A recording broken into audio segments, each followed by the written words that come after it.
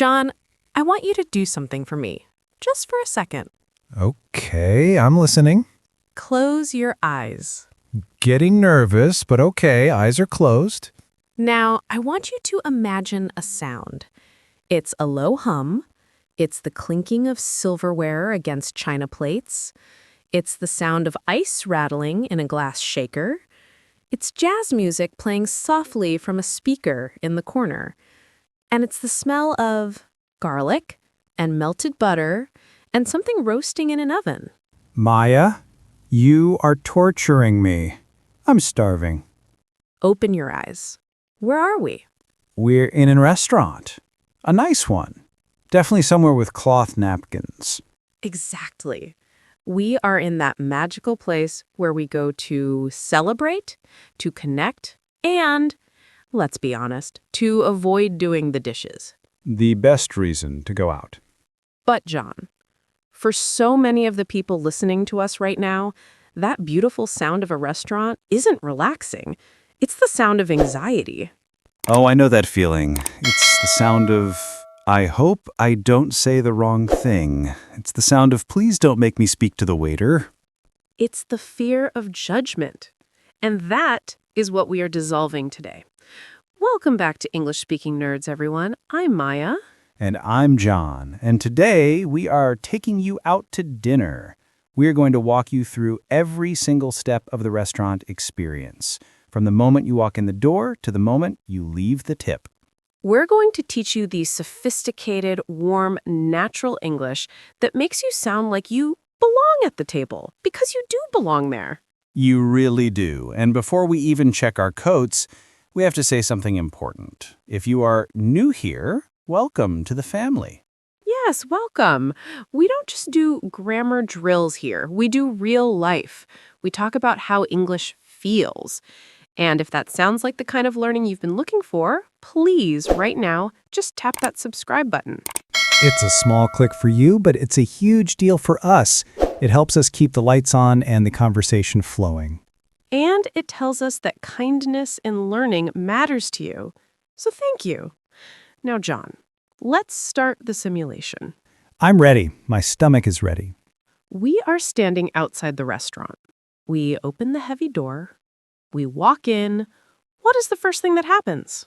The host stand, the podium, the gatekeeper. The gatekeeper. That makes it sound so scary. It feels scary. There's a person standing there, usually dressed very well, holding a list or an iPad. And they look at you, and there's that awkward silence where you have to declare your existence. Right. And this is where most students freeze. They revert to robot English. They say, I want table. Or, give me 2 seats. Which works. It conveys the information, but it lacks warmth. It lacks that dinner party elegance. So, teach me. I'm walking up. I booked a table 3 days ago. I'm feeling prepared. What do I say? You smile. Body language is 50% of the grade here. And you say, good evening. We have a reservation under John. Under John. I've always loved that preposition choice. Not for, but under. It sounds official, like I'm a file in a cabinet. It is official. It means look under the name John on your list. Okay, so we have a reservation under John. Simple. But Maya, what if I'm disorganized? What if I didn't book? The walk-in. A bold move. I like to live dangerously. I walk in, it's Friday night, it's busy. How do I ask without sounding desperate? You need to use softeners. These are words that cushion the request. You don't say, do you have a table? You say, hi there, is there any chance you have a table for 2? Is there any chance? I love that phrase. It implies, I know it's unlikely, but I'm hoping. Exactly. It shows you understand the situation. It's polite. Or you could say, we haven't booked, but we were wondering if you had any space for us. We were wondering. Past continuous tense. Look at that grammar in the wild. It's so much softer than we wonder. It creates distance, which in English equals politeness. Okay, but let's be real. Sometimes the host looks at the iPad, frowns, sighs, and says it's going to be a 45-minute wait. The dreaded wait time. And now I have a decision to make. If I'm hangry, hungry and angry. A very real emotion. If I'm hangry, I can't wait. How do I say no thank you without being rude? I don't want to just turn around and run away. You acknowledge the offer, and then you decline. You say, that's a little too long for us tonight, but thank you anyway. That's a little too long for us. I like that. You're not blaming them. You're not saying you are too slow. You're saying it doesn't fit our schedule. Exactly. It preserves everyone's dignity. But let's assume we are lucky. We are lucky. The host says, right this way. And they start walking. And we follow. This is the awkward walk where you don't know if you should talk to the host or just look at people eating. Just smile at the people eating, but pay attention to where they are taking you. This is important, John. What if they try to seat us right next to the bathroom? Or the kitchen door where the waiters are crashing in and out. Or that one table that is right by the front door where the cold wind comes in every time someone enters? The worst table. Can we refuse it? Is that rude? It is not rude. You are the guest. You are paying for the experience. But you have to ask nicely. So I can't say, I hate this table. Please don't. You pause, you don't sit down yet, and you say, actually, would it be possible to sit at that booth by the window? Actually, the magic transition word. Yes. Or, do you mind if we grab a table a bit further from the door? It's a little drafty here. Drafty, good word, means cold air is moving through. And the host will usually say, of course, no problem, because they want you to be happy. Okay, we are seated. We are in the nice booth. We are comfortable. The ambiance is lovely. And now the waiter appears. It's drink order time. This is often the first real test. And it's usually water first. In some countries, they just bring water, but in others, they ask the question, still, sparkling, or tap? This trips people up. Still just means regular water with no bubbles. Sparkling is carbonated like soda water, and tap is from the sink. And tap is free. That's the important part. Usually, yes. If you want to save money, you say, just tap water for the table, please. For the table. That's a pro phrase. It means bring a big bottle or pitcher for everyone. Right. Now, menus are open. We are reading. John, be honest. How often do you find words on a menu that you simply do not understand? All the time. Especially in fancy places. They stop using English and start using menuese. Menuese. Yeah. Words like pan-seared, reduction, confit, aioli, braised. Farm to table, deconstructed, artisanal. It's overwhelming. I remember once I saw aubergine on a menu, and I didn't order it because I didn't know what it was. And? It's eggplant. I love eggplant. I missed out on my favorite vegetable because they used the French word. That is a tragedy. But it brings up a huge point. Listeners, never, ever be afraid to ask what something is. But doesn't it make me look stupid? No, it makes you look interested. It makes you look like a foodie. A foodie. Someone who cares about food. Exactly. If you see a word you don't know, you wave the waiter over and say, "Excuse me, could you tell me how the chicken is prepared?" How is it prepared? That's better than what is this? Much better. Or, "I see this comes with an aioli. What exactly is that?" And the waiter will say, oh, it's just a garlic mayonnaise. And you say, awesome. You're creating a dialogue. And John, what about the specials? Oh, the things they don't write down. The waiter comes over and recites a speech. Tonight we have a pan-roasted sea bass with a lemon butter caper sauce, and they talk so fast. It's a listening comprehension test from hell. It really is. I catch maybe 3 words. Fish, butter, good. If you miss it, it is totally okay to say, "I'm sorry, could you repeat that last one? I missed it." Or, could you tell me the price of the special? Because sometimes They are dangerous. Oh, very dangerous. Market price usually means expensive. So asking, how much is the special, is smart, not cheap. It's practical. Now, let's talk about dietary restrictions because this is becoming so common and it's a medical necessity for some people. Right. Gluten-free, dairy-free, nut allergies, vegan, vegetarian, pescatarian. If you have an allergy, you need to be clear. You can't be vague. None of that softener stuff here. You can still be polite, but you must be direct. You say, I have a severe allergy to peanuts. Can you please double check that this dish is safe? Safe. That's a powerful word. It signals to the waiter, hey, don't kill me. Exactly, it wakes them up. If it's just a preference, like you don't like cilantro, you can say, is it possible to do this without the cilantro? Is it possible? We keep coming back to that. It's the golden key of restaurant English. Okay, we've interrogated the waiter. We know what the food is. We know the water is free. It's time to order. The moment of truth. I feel like this is where tone matters so much. It's everything. Because I want the steak is grammatically correct. Subject, verb, object. But But it sounds like a demand. It sounds like a transaction. We want a request. so give me the options. Level 1 to level 3 sophistication. Okay. Level 1, perfectly fine, is I will have the steak, please. I will have. Future tense, solid. Level 2, better. I'd like the steak, please. I'd like. The contraction of I would like. Very natural. Level 3, the charm offensive.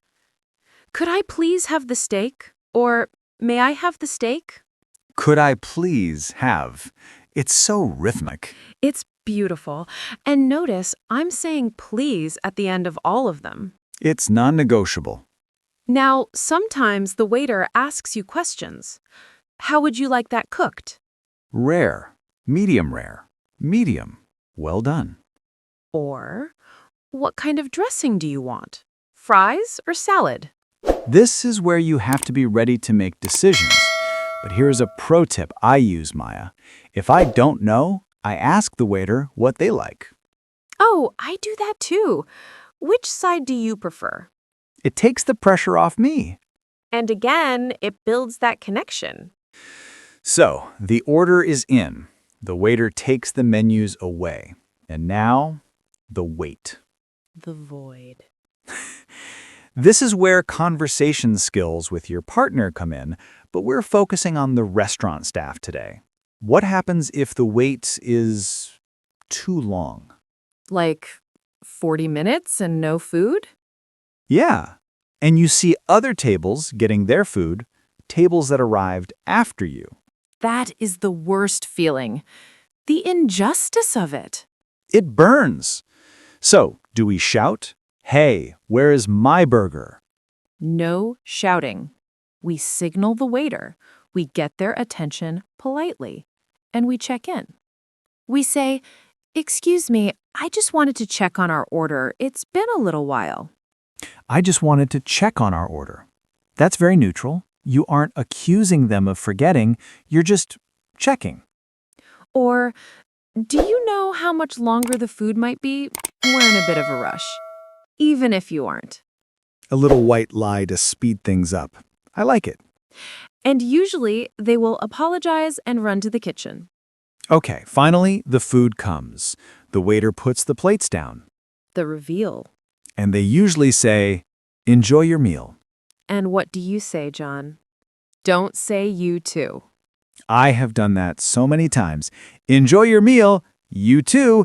And then I stare at my plate in shame because the waiter is not eating. It's a classic reflex. If you say it, just laugh.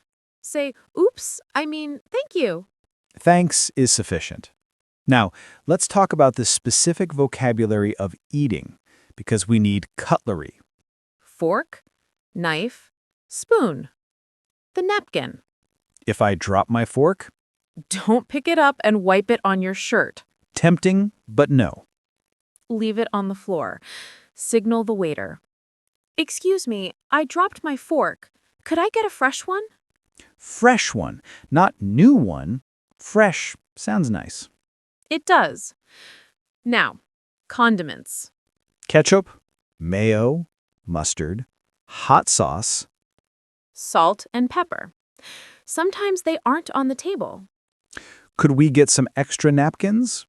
Could I get some hot sauce? These are all could I get sentences. It's the skeleton key phrase. Just memorize, could I get, and you can survive anywhere. Now, we are eating. It's delicious, but then it happens. The waiter comes back. The check back. Why do they always come when my mouth is full of bread? Every time. It's a law of physics.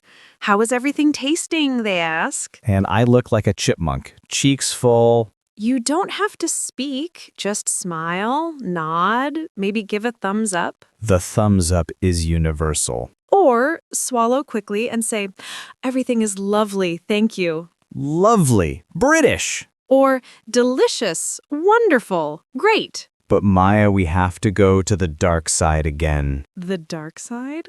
What if the food is bad? Ah, the conflict. What if the steak is overcooked like a shoe? What if the salad has a hair in it? Okay, hair is a separate issue. That's a hygiene crisis.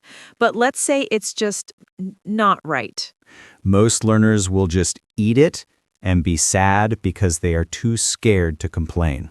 Which breaks my heart. You are paying for this. You deserve what you ordered. The trick to complaining, sophisticated complaining, is to remove the emotion and stick to the facts. Give me an example. The steak is well done, but I ordered rare. You say, excuse me, I'm so sorry to be a bother, but I ordered this rare and it seems to be well done. It seems to be, not you cooked it wrong. Exactly. It seems to be makes it subjective. It's softer. Then you say, would you mind sending it back? Would you mind? And they will say, oh my gosh, I'm so sorry. Let me fix that right away. What if it's the hair? Then you lower your voice. You don't want to embarrass the restaurant in front of other diners. You lean in and say, I'm really sorry, but there is a hair in my food. And they will usually panic and take it away and probably take it off the bill. Yes, and you stay calm. You don't get angry. You just state the fact. Sophistication is keeping your cool. 100%. Okay, the crisis is resolved. We've finished the meal. We are full. We are leaning back in our chairs. The best feeling, the food coma. Is that a technical term? It's a very common slang. I'm in a food coma. It means I ate so much I can't move. And then the waiter comes with the dessert menu. The temptation. Even if you are full, you look. It's a rule. It's the separate stomach rule. There is always room for dessert. But if you really can't, you say, I'm stuffed. Just a check, please. I'm stuffed, meaning filled like a teddy bear. Or, no dessert for us, thanks. Just some coffee? Coffee after dinner is very European, very sophisticated. I'll have an espresso. I'll take a decaf because if I drink caffeine at 9 p.m., I will not sleep until Tuesday. Smart choice. Now, John, leftovers. The doggy bag. In America, this is standard. In some other countries, it's rude, but let's assume we're in a place where it's okay. How do you ask? Could I get this to go? To go. Or, could I get a box for this? Could you wrap this up for me? And they bring you the box, and you do it yourself, usually. And now, the final act. The bill. The check. How do we signal it? If you can catch their eye, you can do the little air scribble. You pretend to write on your hand. Is that polite? I always feel like a mime. It's accepted, especially if it's loud. But words are better. Could we get the bill when you have a moment? When you have a moment. I'm going to use that for everything now. Mom, Pass the salt when you have a moment. Maybe not for your mom, but for a busy waiter, it's perfect. It shows empathy. And then the bill arrives, and the little leather folder, and the mints, Always eat the mint. and now the payment dance. If we are friends and we are paying separately, We say, "Can we split the bill?" or can we have separate checks? It's better to ask this before you order, actually, if you can. But at the end, split it down the middle means 50-50. What if I want to be generous? What if I want to pay for you, Maya? Ah, John, that's sweet. I say, "It's on me." It's on me. Short, confident, or I've got this. And I say, "Are you sure?" And you say, yes, absolutely, my treat. My treat, another great phrase. And listeners, if someone says my treat, you argue once, just to be polite, and then you say, "Thank you." Don't fight them for 10 minutes. It makes it awkward. Just accept the gift. Now, tipping. Oh boy. We can't give you a rule for this because every country is different. In the US, it's 20%. In Japan, it's 0. In Europe, it's maybe 10% or just rounding up. But let's talk about the language of it. If you are paying cash and the bill is $45 and you hand them a $50 and you want them to keep the rest, You say, "Keep the change." keep the change. Simple, classic. Or, "That's for you." And then we stand up. We put our coats on. We walk to the door. We usually say goodbye to the host on the way out. Thank you. Good night. Everything was great, thanks. And we step back out into the street. The cool air hits our faces. And we are full and happy. John, talking through this, do you realize how much of dining is just social choreography? It really is. It's a dance. Step 1, step 2, step 3. And when you know the steps, you stop watching your feet. You start looking at your partner. You start enjoying the music. That's deep, but it's true. When you aren't panicking about grammar, you can actually taste the food. You can actually hear the jazz music. And that's what we want for you, listeners. We want you to enjoy the meal. You know, I think a lot of people are afraid that if their English isn't perfect, they are bothering the staff. Yes, but they are a burden. But think about it. If a tourist came to your country and tried to order food in your language and they struggled a bit, would you hate them? No, I would think it was charming. I would want to help them. Exactly. The waiter is not your enemy. The waiter is your guide. Vulnerability is magnetic, John. I keep saying it. If you stumble, if you forget the word for fork, just laugh, point, mime. It's okay. We are all just humans needing to eat. And humans needing to connect. So, let's do a rapid-fire review. I'm going to throw a situation at you, Maya, and you give me the golden phrase. Ready? I was born ready. Situation. You walked in, no reservation. Is there any chance you have a table for 2? Situation. You don't know what braised means. Excuse me, how is the beef prepared? Situation. You want the sauce, but not on the chicken. Could I get the sauce on the side, please? Situation. The food is taking forever. I just wanted to check on our order. Situation. You dropped your spoon. Could I get a fresh spoon? Situation. You want to pay. Could we get the bill when you have a moment? Boom. That is your survival kit. It's more than survival, John. It's thrival. Thrival. Did you just make that up? I did. I'm an English teacher. I can invent words. I like it. It's a thriving kit. John, before we go, I have a very serious question for you. Oh, no. If you could teleport right now to any restaurant in the world, any meal, money is no object, where are you? Oh, that is cruel. I'm so hungry. Okay. I'm in Tokyo. Oh. I'm at a tiny ramen bar.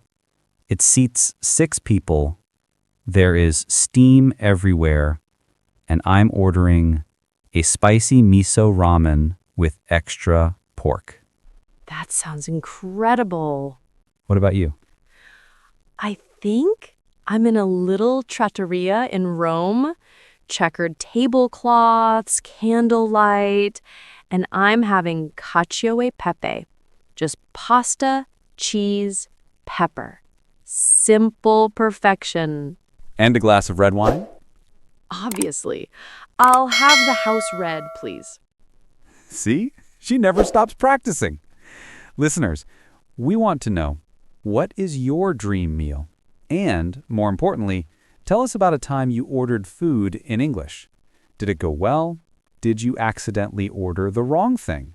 Did you order the tripe soup by mistake? Please tell us in the comments. We read every single one, and they make us smile so much. And hey, challenge for this week. Go to a place where they speak English or even just pretend in your kitchen and practice these phrases. Say them out loud. Could I have the salt? Is there any chance I could get a cookie? Get your mouth used to the shape of the polite words.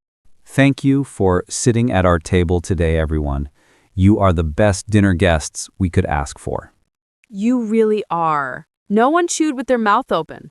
John?